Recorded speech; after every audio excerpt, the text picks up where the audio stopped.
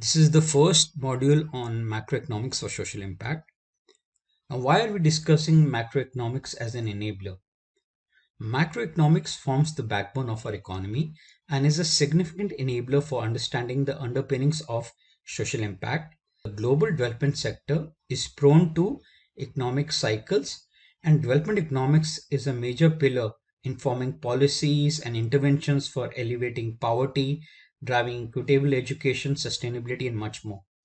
So this macroeconomic series will share an overview on the following topics. Now to gain more on evidence-based approach, do refer to the tutorials under statistics and impact evaluation. Now that's a very important topic in statistics and impact evaluation. And I suggest everybody you should read, we should go through that particular series. Now when we are talking about clarity on impact of macroeconomics, this particular module, you'll understand the demand and supply equilibrium. That is actually the first module. In the whole series, you'll understand behavior economy over long run and short run. This is very important. And there are a lot of modules in this particular space. Now you'll have a better understanding of fiscal policy influences. You'll have a better understanding of monetary policy and monetary stabilization policies. Now that's very interesting that you should be having. That's very important when you understand the whole global arena. That gives you a better idea about the social impact which is going within the global arena. One of the most important aspects is inflation. So we'll understand social costs of inflation as we go forward. We'll understand a lot about development economics. We look at evidence-based framework at macro level, which I talked about. For that, of course, statistics and impact evaluation, a special series which I've started. You need to learn. The whole idea is like you want to learn how macroeconomics affects social good. So this series puts you on the forefront to give you a very good understanding of what's going on in the economy on a whole. Now, I talked about when you're looking at clarity of macroeconomics, the concept of demand and supply, both in the short run and long run, is very important.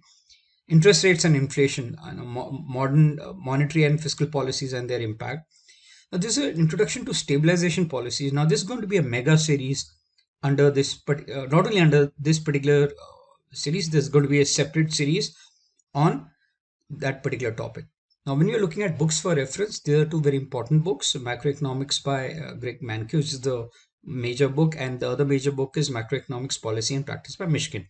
Now, you could have these books or you could refer to any other book, but it's always good to have a textbook with you. When we are looking at macroeconomics as an enabler, just put in some of the specific aspects.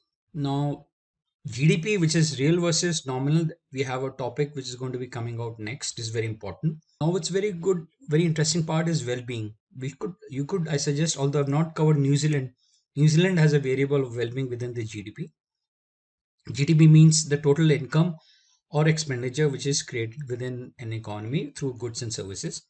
Now, there'll be a special module on that, and we'll come to that at a later date when the next module. Money market, which I've actually covered, is more about interest rates. This comes under stabilization. There'll be a lot of modules in that. That's a mega module. We'll be looking at open market operations, quantitative easing. It's very interesting. And the third, the labor markets and employment rate would also come in at a later date.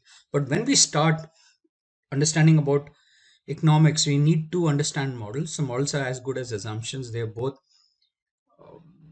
are not laws of physics. They are as good as what you're going to be putting in as the exogenous variables, the variables that come from outside the model, which you're putting into a model. And the model is trying to explain, which is the variables that the model explains are endogenous variables. To give you a brief idea of what exogenous are and what you mean by endogenous variables. Brief example, let's look at the unemployment rate. Here I put business confidence index. There are a lot of factors which are affecting unemployment rate. We're keeping that constant. Now we're looking at business confidence index and putting a model to understand how it will be impacting unemployment rate, so which is endogenous. Business confidence index will be exogenous variable. A graph of the business confidence index of OECD advanced countries, this collection of advanced countries. Now, if we see how the graph, the business confidence index has gone from positive, it's gone down. So it's hovering between a range. Whenever you're looking at when it goes down, those are the years which we closely see are the years of recession. One is, of course, from 2008 and 2009. During that point of time was great credit crisis and the pandemic. So during that period of time, you see so there are expansion times and the recession times. So during the time of recessions, the unemployment rate is higher, much higher as compared to the times when the economy is doing better. Here, this is just to give you a brief description. Now you have seen how the business confidence index is, and you clearly know during period of time how the unemployment rate was.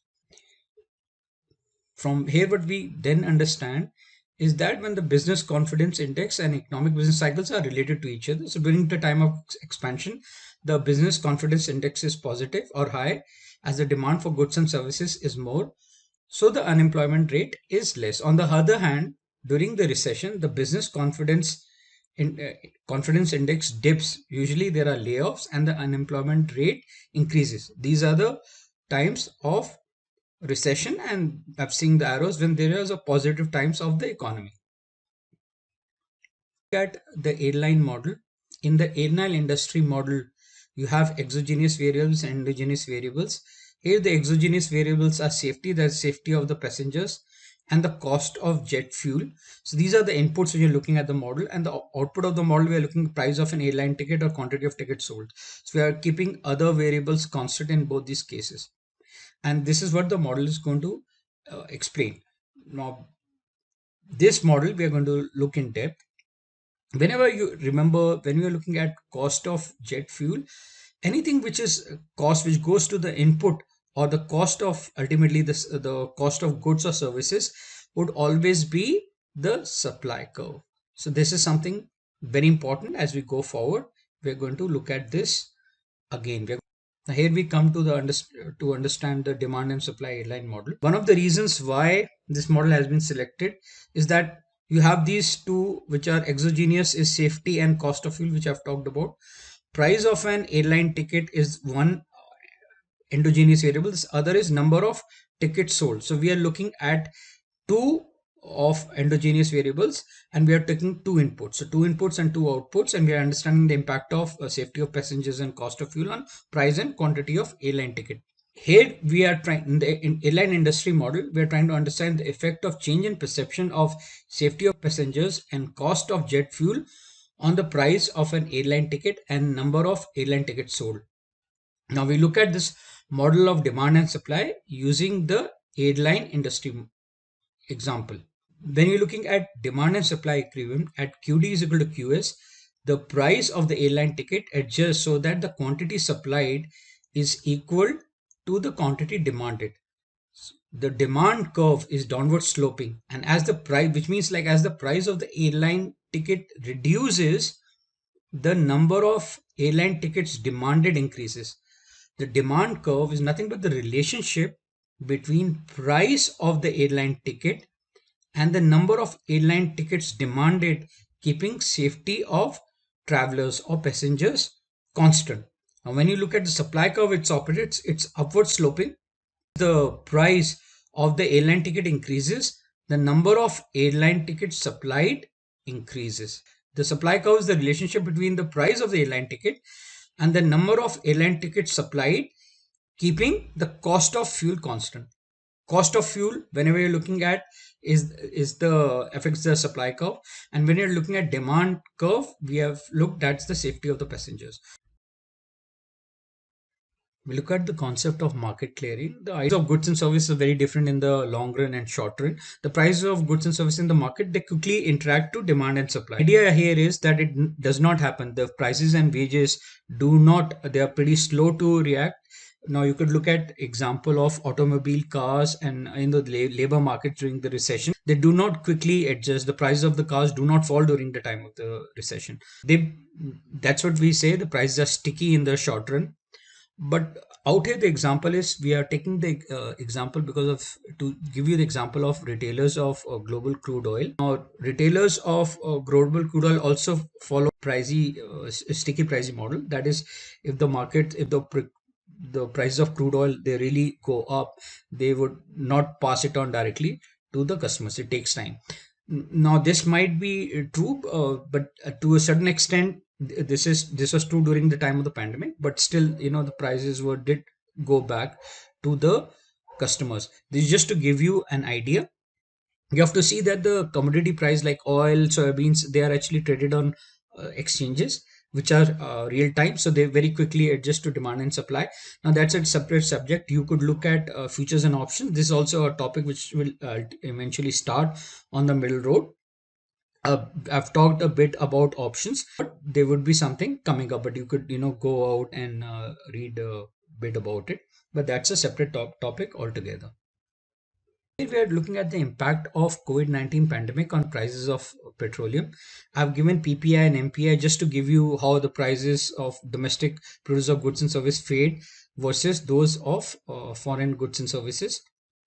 Now, let's take the example. There are two very critical examples which you need to take. Now, in 2016, China became the largest importer of oil. Now, when you're looking at the prices of global crude oil prices, you have to consider China. A demand cut from China would hugely impact the prices. So now look at in Feb, China's purchasing managers index fell down 49%, reaching its lowest level. Now this is the lowest level since it began in 2005. Now this was the largest demand side shock to the market since 2000, 2008, 2009 global recession. So it had a huge impact. Then there was also a war going, price war, which I would talk about, a price war which was going between OPEC and Russia in order to cut down the supply, and Russia actually did not want to cut down the supply. It led to huge oversupply of crude oil. So in 1st May 2020, US had nearly 535.2 billion barrels of crude oil, crude petroleum stockpile. So this is very interesting. Now, if you look at, there's so much of oversupply of oil, of course, the oil prices would collapse or come down. In the next two graphs, we look at what happened to the what happened to the prices. This gives you a fair bit of idea. I talked about PPI and MPI, and you can see they sort of moved, together. At least there's a positive correlation. When you look at the jet fuel and other derivatives of crude oil, this gives you a fair bit of idea how the prices have moved. We look at the demand supply equilibrium now. We look at the demand side of the curve. Look, the restrictions imposed due to COVID-19, due to supply, due to safety concerns, example lockdowns, restricted travel, led to a fall in the demand for airline travel, keeping other factors constant. We have seen that in the demand side shock when demand for crude oil, global crude oil industry was affected. Demand curve moves left, leading to a new equilibrium point Q1. Now earlier it was A, now the new equilibrium point is B. Now we see that the quantity of tickets that leads to a new price point. So the price of the airline ticket now goes down to D1, and the quantity of tickets reduces to Q1. The price of airline ticket reduces, as well as the quantity, the equilibrium quantity, which is the quantity of tickets sold, would be Q1. Now, when we are looking at QD, what I'm trying to say is that when you're talking about the demand side shock, the safety of the passenger, it affects the demand curve. Whenever you're talking about fuel, any cost of anything which is going affecting the cost of goods and services, that's going to be in the supply side. So, what happened during the supply? Now, a drop in the fuel cost because of oversupply of crude oil now increases the supply of airline ticket at all price points. So we see the supply curve now moves towards the right. As we go towards the right, it moves from point A equilibrium to point B equilibrium. At that point B equilibrium, now the price of the airline ticket has reduced to P1, but the quantity of tickets sold increased to Q1. Now we're talking about any when you're talking about anything which is more of a price shock, or we are looking at fuel cost, it will always be affecting the supply curve. So you have to be very sure any increase or decrease, a sudden increase or decrease of the cost of goods, especially when you're looking at crude prices, will always affect the supply curve, not the demand curve. So this has to be very crystal clear when we are understanding the demand and supply equilibrium. Very good is that you do an exercise to find out, did the price of the airline ticket over a period of time, when prices of oil fell, and if there was actually at that point of travel was going on within an economy. Not be true depending on how the pandemic faced in your particular country. It's great if you conduct a research project to understand if the price of the airline tickets were the same, increased or decreased. You need to think what might be the reason if there is a difference. GDP, gross domestic product. Now there are 4 quarters in a year. This is going to be in detail talked in the next tutorial. GDP measures the total income of everyone within an economy, or it could be the expenditure of output of goods and services. Now I suggest that you take the quiz